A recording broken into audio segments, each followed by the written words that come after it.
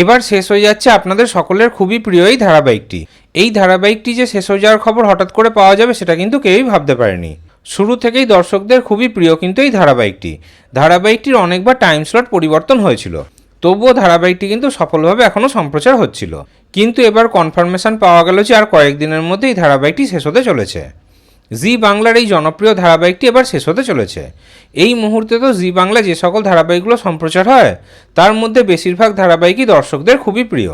সবচেয়ে বেশি প্রিয় হলো পরিণীতা, চিরদিনই তুমি যে আমার, তারে ধরি ধরি মনে করি, জোয়ার ভাটা, এই সকল ধারাবাহিকগুলো। ওদিকে রাতের স্লটে সম্প্রচার হওয়া আনন্দী ধারাবাহিকটিও কিন্তু দর্শকদের খুবই প্রিয়। এই ধারাবাহিকটি কিন্তু বহুবার টাইম স্লট পাল্টেছিল। 2024 সালে সেপ্টেম্বর মাসে ধারাবাহিকটি শুরু হয়েছিল। 1 বছরেরও বেশি হয়ে গেল সফলভাবে সম্প্রচার হচ্ছে এই ধারাবাহিকটি।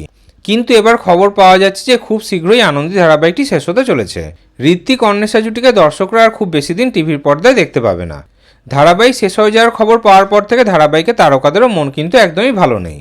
খবর পাওয়া যাচ্ছে যে 17ই ফেব্রুয়ারি অথবা ফেব্রুয়ারি মাসের শেষের দিকে আনন্দী ধারাবাহিকটি টিভির পর্দা থেকে চিরকালের জন্য বিদায় নেবে।